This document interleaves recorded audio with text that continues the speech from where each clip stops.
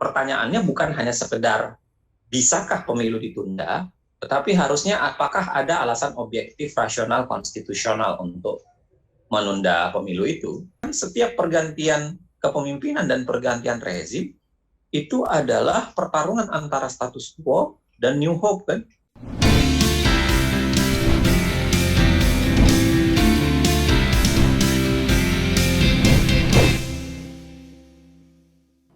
Halo Sobat Bisnis, kita berjumpa lagi di Talks dan di episode kali ini kita bakal berbincang dan juga membahas mengenai isu politik yang bisa dibilang lagi lumayan hangat, lumayan ramai diperbincangkan.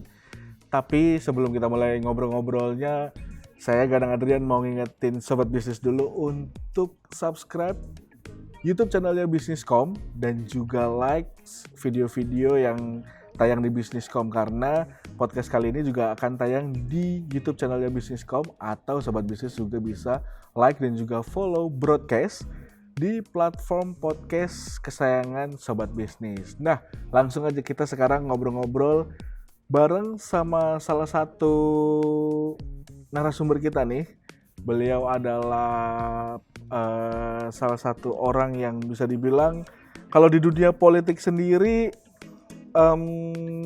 banyak insight-insight dan juga banyak pandangan-pandangan yang menarik nih dari Mas Zainal Arifin Mohtar. Kalau misalkan kita membaca pemberitaan beberapa hari terakhir, ramai ya dibahas tentang perpanjangan masa jabatan presiden. Nah, banyak juga pandangan-pandangan baik dari politikus, terus juga dari elit politik, bahkan obrolan-obrolan ini bukan sekedar jadi obrolan warung kopi belaka, karena ini bukan sekedar topik yang biasa. Kalau bisa dibilang ini bisa jadi pembahasan serius nih, karena 2024 udah sebentar lagi. Langsung aja kita ngobrol sama Mas Zainal Arifin Mohtar, atau beliau ini biasa disapa dengan Bang Uceng. Halo Bang Uceng, gimana kabarnya Bang? Alhamdulillah, sehat. Nah, bicara sehat tentang, waduh, itu penting ya Mas ya, di masa pandemi sekarang ini. Penting banget. Nah, bicara tentang perpanjangan masa jabatan presiden yang sekarang ini, santer pemberitaannya, terus juga obrolannya, gimana nih? Langsung begitu Mas Uceng baca ataupun dengar dari pemberitaan itu sendiri, responnya gimana sih Mas pertama kali Mas? Sebenarnya kan bukan ide baru ya. Kalau kita mau bicara soal perpanjangan masa jabatan, kan sebenarnya bukan ide baru. Kita masih ingat setahun yang lalu ide ini udah bergulir, yaitu Jokowi 3 periode kan, atau membuka kemungkinan Jokowi untuk bertarung lagi, dan itu mengubah undang-undang dasar khususnya soal pasal masa jabatan presiden yang 2 kali. Nah, tapi waktu itu Pak Presiden Jokowi itu menyampaikan bahwa dia akan tegak lurus pada konstitusi, tidak ada niatan untuk 3 periode. Bahkan dia, kalau masih ingat itu kan, ada istilah yang sempat diulang-ulang di berbagai media itu, ada 3 hal. Orang yang mengujulkan 3 periode itu sebenarnya ingin menampar muka saya, ingin mencari muka, itu kan gitu kan, itu diulang-ulang tuh oleh saat itu. Nah, tapi ide yang belakangan ini kan bukan soal perpanjangan atau 3 periode, tapi ide yang belakangan ini adalah penundaan pemilu. Pemilunya yang ditunda, sehingga karena pemilu ditunda, secara langsung memperpanjang masa jabatan Presiden Jokowi. Ada yang bilang sekitar 2-3 tahun. Nah, jadi bedanya dulu kalau 3 periode, sekarang itu adalah perpanjangan masa jabatan akibat penundaan pemilu. Nah, itu yang membuat orang banyak bertanya ya sebenarnya. Emang pemilu bisa ditunda atau tidak? Saya ingin bilang begini, saya termasuk orang yang mengatakan pertanyaan soal pemilu bisa ditunda atau tidak itu adalah pertanyaan yang tidak selesai. Karena pertanyaannya sebenarnya bukan soal pemilu bisa ditunda atau tidak, tetapi pemilu bisa ditunda atau tidak Lalu pertanyaan lanjutannya yang memang harus dilanjutkan dengan satu napas yang sama adalah apakah ada alasan rasional, objektif, konstitusional untuk menunda pemilu? Oke. Nah, itu dua pertanyaan yang harusnya dipasangkan. Kenapa? Karena begini, kalau memang ada kondisi rasional, objektif, dan konstitusional, ya pemilu pasti bisa ditunda.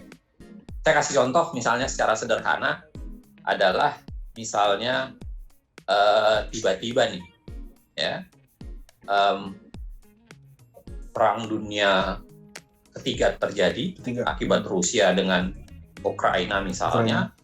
Lalu kemudian Indonesia karena belain Ukraina, Rusia kirim rudal misalnya atau nuklir or whatever itu misalnya kan. Lalu kemudian kehidupan di Indonesia berantakan, pemerintahan tidak bisa berjalan karena perang dunia.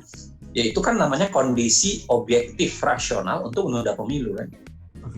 Jadi ya sangat mungkin kemudian kita menunda dengan jalan ya masuk ke logika pasal 12 Undang-Undang Dasar.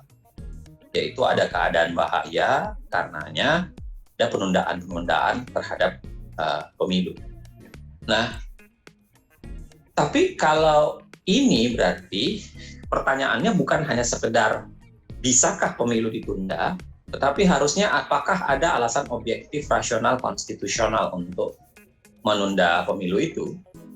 Nah, sedangkan alasan yang ada sekarang, yang berseliweran sekarang ini kan rasanya alasan yang sangat debatable kan, sangat bisa diperdebatkan. Misalnya alasan COVID, lawang Indonesia melangkah berderap ke arah endemi, ya kan kok tiba-tiba dianggap malah COVID akan bisa menunda gitu kan.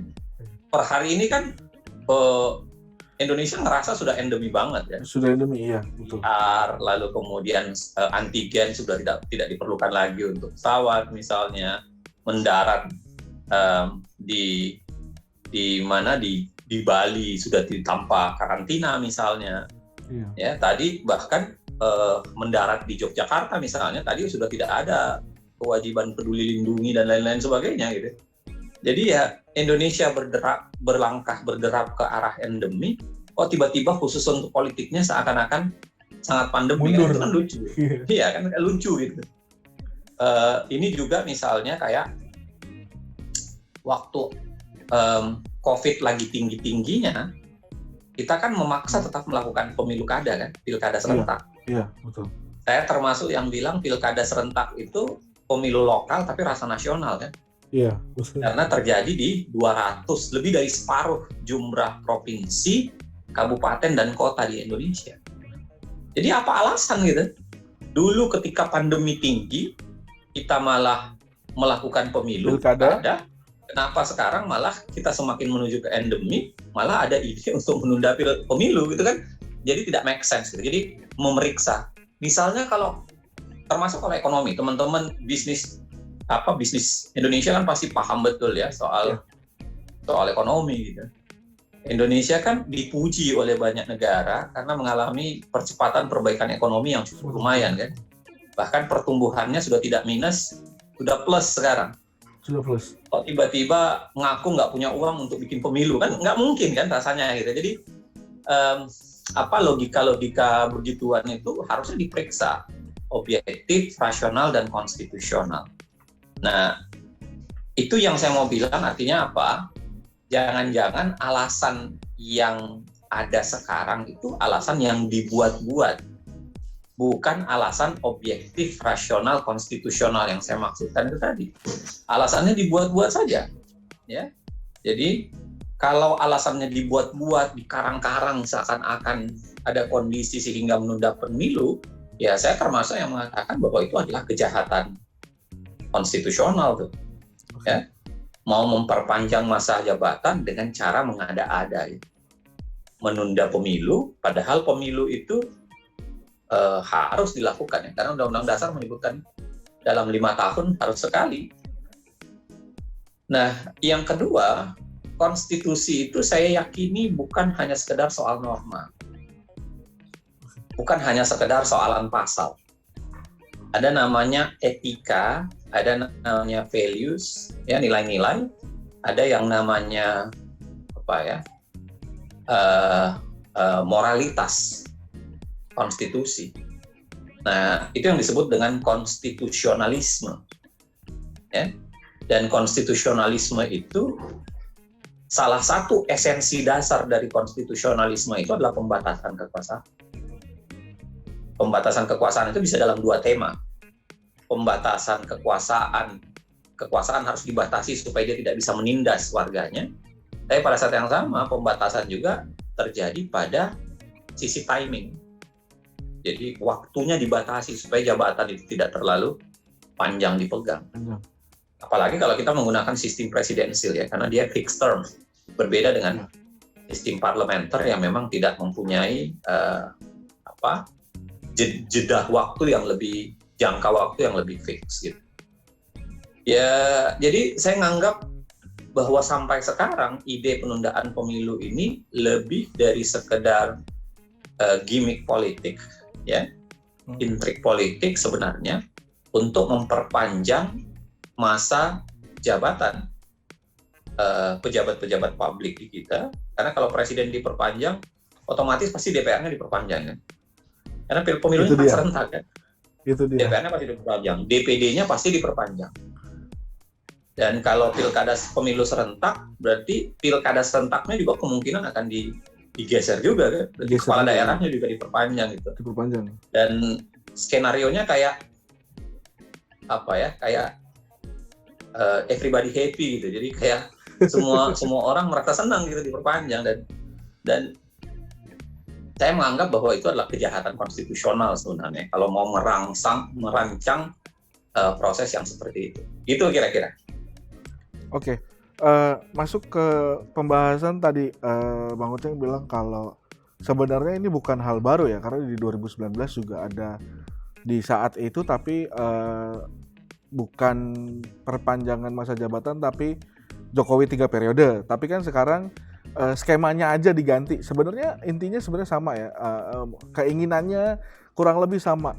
Baik itu orang-orang, kita bisa bilang elit politik yang berada di yang menjabat di sana punya keinginan yang demikian.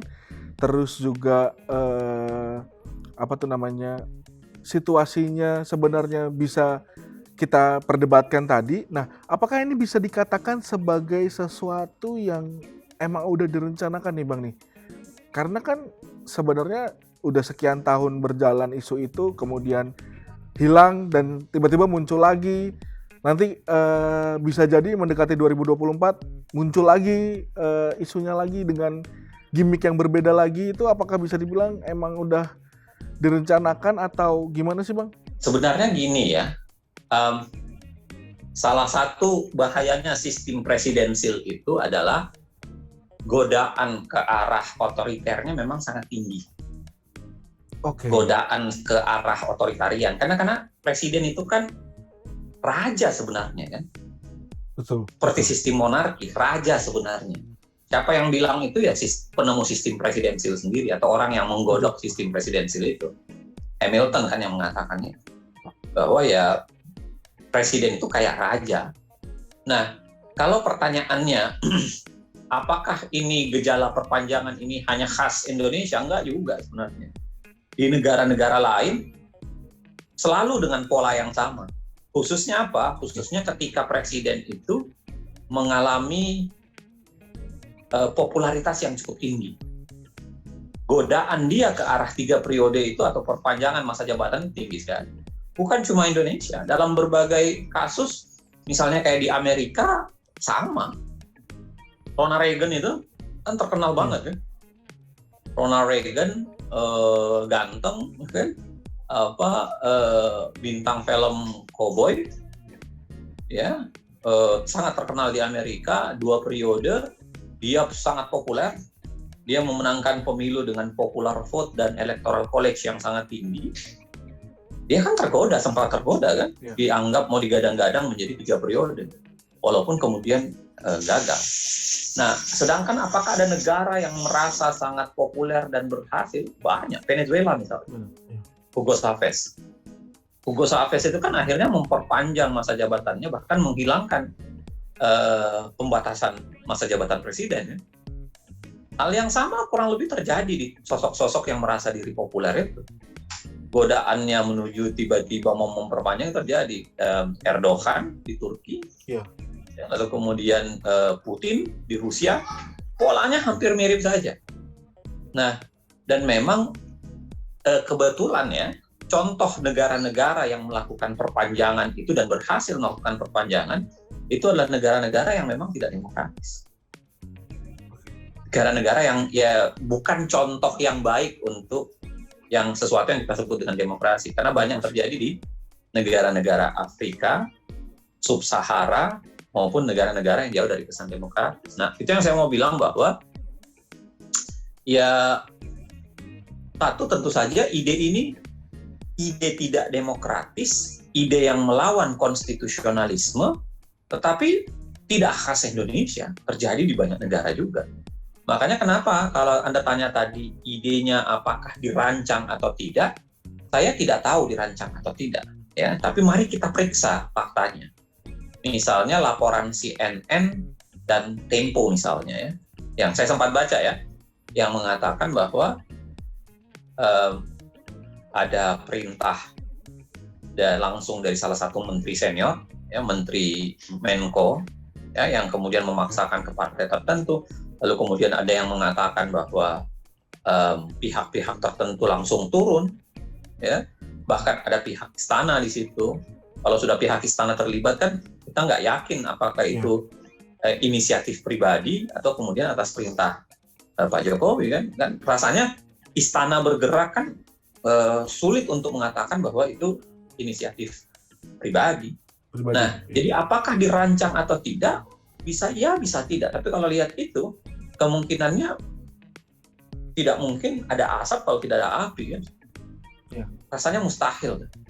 Nah, tetapi kalau melihat skenarionya, ya memang kemungkinan besar dirancang.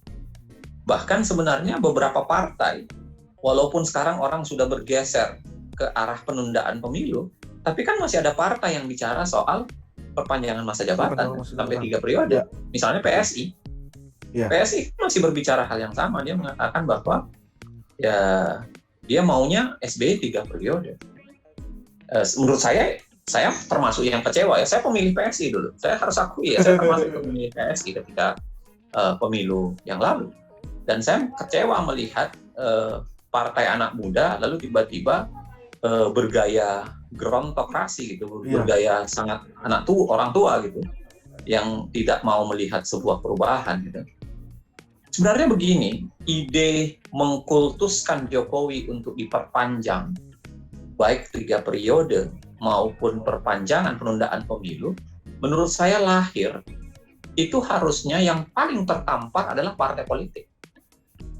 Harusnya yang paling tertampar itu adalah partai politik. Artinya apa? Partai politik sebagai salah satu tugas fungsinya adalah menyiapkan kader kepemimpinan, itu gagal menciptakan kader kepemimpinan. Akhirnya pakai orang itu lagi. Iya, betul.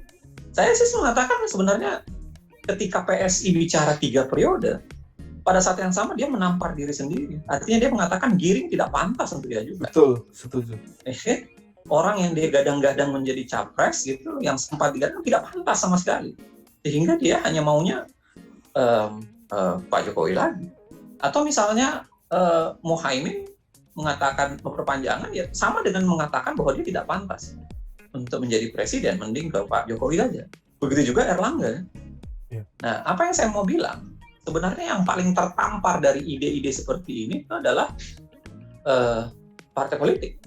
Salah satu fungsi besarnya, tugasnya untuk menyediakan sosok kepemimpinan itu artinya tidak dipenuhi.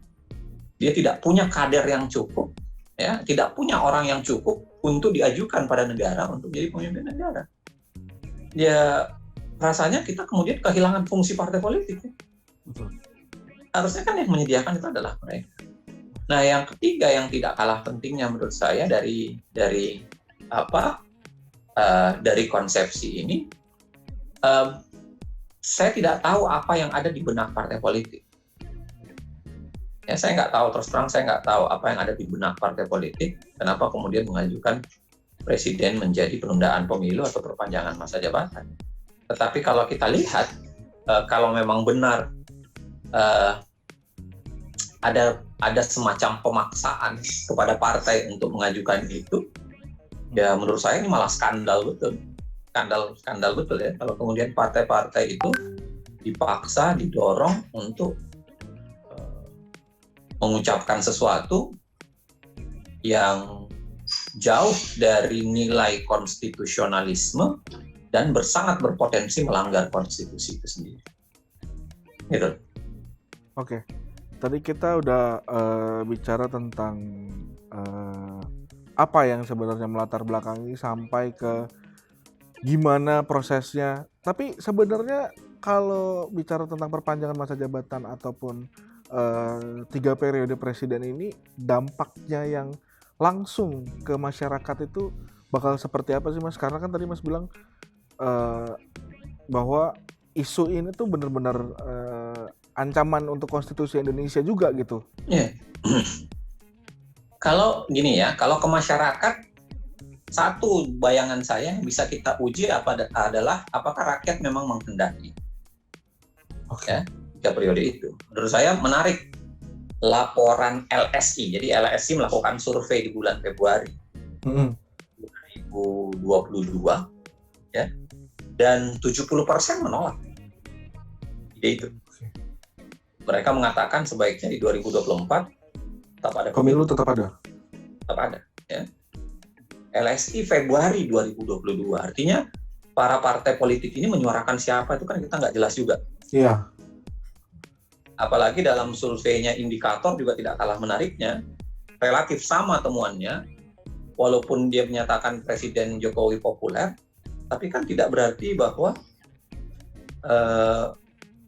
rakyat Indonesia menghendaki dia dipilih lagi untuk 3 periode atau penundaan kan. Mereka menginginkan tetap ada pemilu.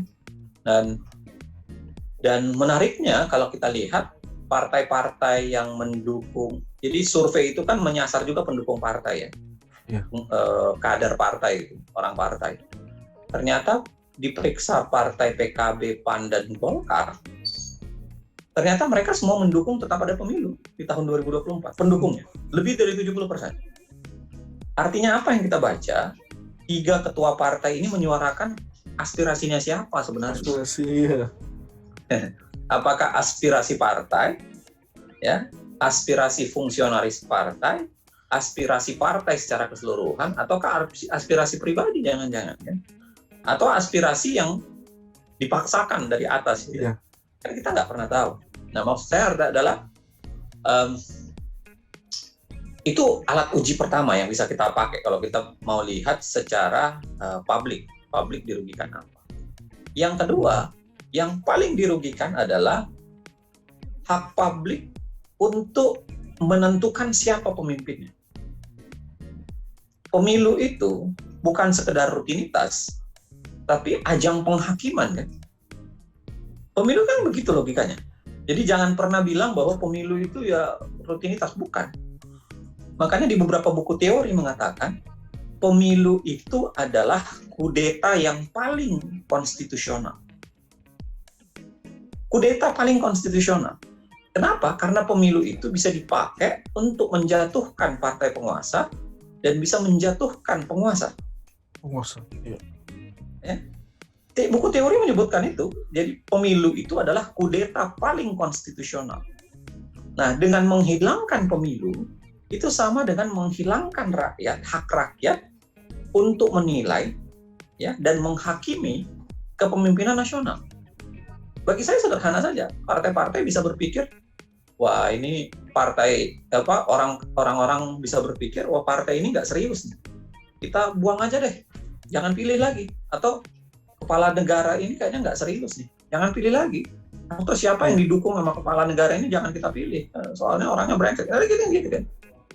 Itu harusnya menjadi ajang penghakiman dan itu kerugian besar, karena kemudian kita kehilangan hak, ya, dan hal yang bisa kita lakukan untuk melakukan penghakiman. Itu yang kedua.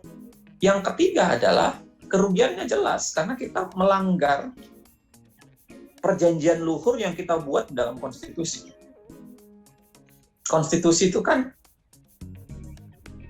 dalam tanda kutip sebenarnya perjanjian luhur kita kan, perjanjian bersama kita. Ya, dan itu kita langgar dan kita biarkan dilanggar begitu saja. Jadi kerugian itu makin banyak. Termasuk juga misalnya kerugian itu adalah soal harapan. Saya selalu mengatakan setiap pergantian kepemimpinan dan pergantian rezim itu adalah pertarungan antara status quo dan new hope kan. Jokowi dulu naik dengan new hope. Bahwa hasilnya dia hopeless atau apa itu soalan lain. Kan? Tapi Jokowi dulu naik dengan new hope. Harapan sangat tinggi, mempuncak. Bahkan bahwa kemudian ya banyak kekecewaan gitu, banyak ketidakmampuan kerja terlepas dari ada beberapa prestasi. Nah, paling tidak ada new hope yang ditaburkan saat itu di tahun 2014. Dan dengan perpanjangan itu menutup peluang kita untuk mendapatkan new hope, harapan baru. Dan artinya begini, kalau mau ditilik dari kerugian warga negara banyak ya sebenarnya. Ya. Siapa yang bisa menjamin kalau Jokowi diperpanjang ekonomi tidak mengalami penurunan? Nggak ada. Pergantian rejim. Ya, dan pergantian rejim itu biasanya new hope-nya itu membuat naik kan. Coba cek aja teman-teman, indeks harga saham gabungan seingat saya, setiap kenaikan presiden baru itu naik. Naik, ya. SBY dulu naik, itu sentimennya positif. Semacam new hope juga kan. Jokowi naik 2000, SBY naik 2004, itu new hope tinggi tuh. Indeks harga saham gabungan langsung menggeliat kan. Begitu juga Jokowi naik 2014 itu juga naik gitu. Jadi selalu sebenarnya pergantian rejim itu menawarkan new hope. Teman-teman ekonomi lah yang jauh lebih paham dibanding saya. Tapi maksudnya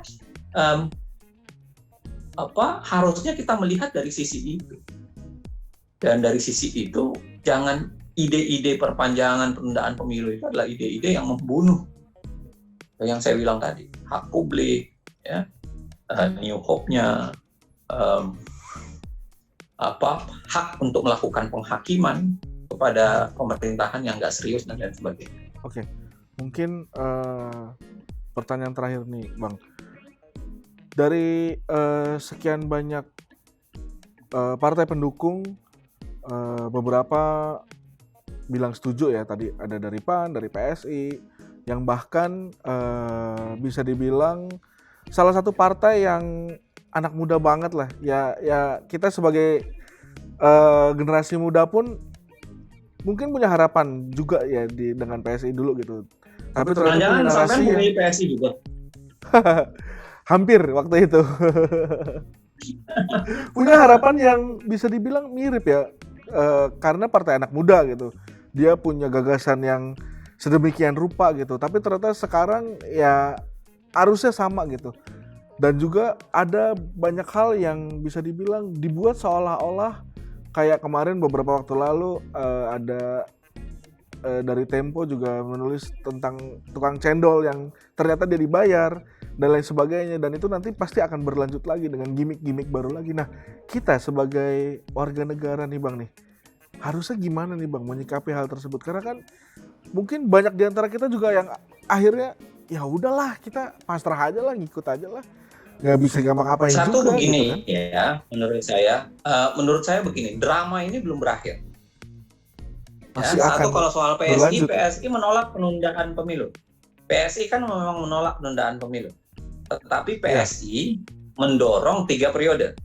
Jadi ya sedikit ya kurang Rancu, lebih ya? mirip-mirip, sedikit berbeda gitu. Tapi PSI mengatakan 3 periode, tapi dia menolak penundaan pemilu. Tapi begini, kita sulit mempercayai partai punya pendirian yang kekeh.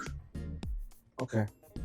Jangan-jangan ya, beberapa pakar politik kan bilang jangan-jangan karena currency-nya belum disepakati aja. Jadi mereka masih menolak currency itu menurut saya alat tukar ya. Jangan-jangan karena currency-nya itu belum disepakati aja. Partai ini kan bisa bergeser, belum ketemu aja. Apa yang akan dibarterkan atau ditukarkan itu kan belum ketemu aja. Itu yang membuat saya mengatakan tadi, ya drama ini belum drama selesai. Belum untuk, kan sekarang polanya cuma 3 partai yang mendukung kan. Ya. Golkar, PAN, PKB. Selebihnya itu bersifat, ada yang bersifat menolak dengan keras, ada yang kelihatannya masih lebih kritis dengan mengatakan perlu dikaji dan lain-lain sebagainya. Tetapi kalau kita lihat, ya, partai-partai ini kan sulit kita katakan istiqomah di jalannya masing-masing. Iya. Sulit kita bilang bahwa selalu istiqomah di jalannya. Sangat mungkin mereka bergeser seiring dengan currency yang disepakati, mata uang yang nanti akan alat tukar yang nanti akan disepakati. Nah, jadi sangat mungkin mereka akan bergeser. Nah, kemungkinan mereka bergeser itu yang membuat saya katakan bahwa ya ini belum berakhir. Jangan-jangan menjelang 2023 atau menjelang 2024 jumlah pendukungnya akan makin banyak. Ya, pendukung penundaan, dan itu bisa menjadi konstelasi sendiri. Nah, makanya menurut saya apa yang bisa kita lakukan di level yang paling penting berkaitan dengan kepemiluan, ya saya selalu mengatakan sikap kritis kita kepada partai itu sangat diperlukan.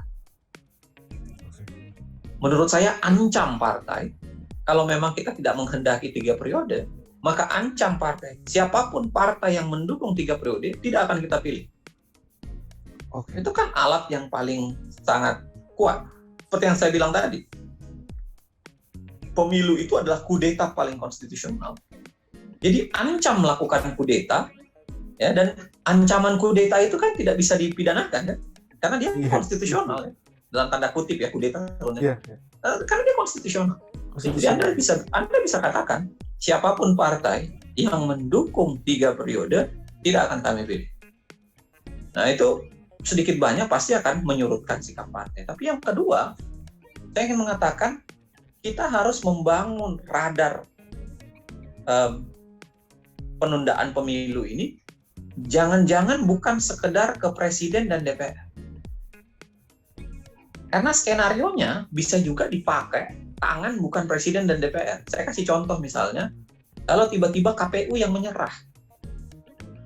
KPU yang bilang, gue nggak bisa lakukan pemilu di gue menyerah 2024 14 Februari ternyata gue nggak bisa melakukan pemilu, gue nggak sanggup bro, kira-kira gitu misalnya.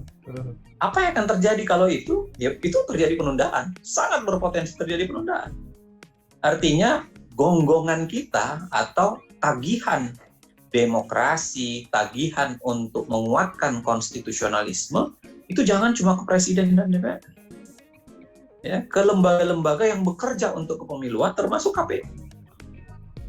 Harus diteriakin. Kalau perlu di telinga mereka untuk mengatakan, serius dong. Ini kan KPU baru akan dilantik 10 April. Ya. KPU baru akan dilantik kan. Dan itu berpotensi loh, saya mengatakan saya tidak bisa memastikan, tapi berpotensi. Karena yang menentukan jadwal pemilu di tanggal 14 Februari 2024 itu adalah KPU sekarang. KPU. Yang akan diganti semuanya di tanggal 10 April. Jangan-jangan begitu dilantik 10 April, mereka semua nyerah. Wah, maaf bro, gue nggak bisa ternyata jadwal yang lu bikin nggak ketemu dengan, kan sangat mungkin kan. Kalau kita mau bicara mungkin. Artinya, publik jangan cuma pantengin presiden dan DPR, juga kelembagaan demokrasi lainnya dipantengin. Nah, yang ketiga yang tidak kalah pentingnya adalah kolektivitas publik untuk menyuarakan. Tolak yang namanya penundaan pemilu, karena berbahaya menurut saya. Ya, ide-ide ini adalah ide-ide berbahaya. Saya kasih contoh misalnya apa yang terjadi di Guinea. Kalau Anda tahu Guinea itu presidennya, kepala pemerintahannya, itu bermain-main dengan masa jabatan.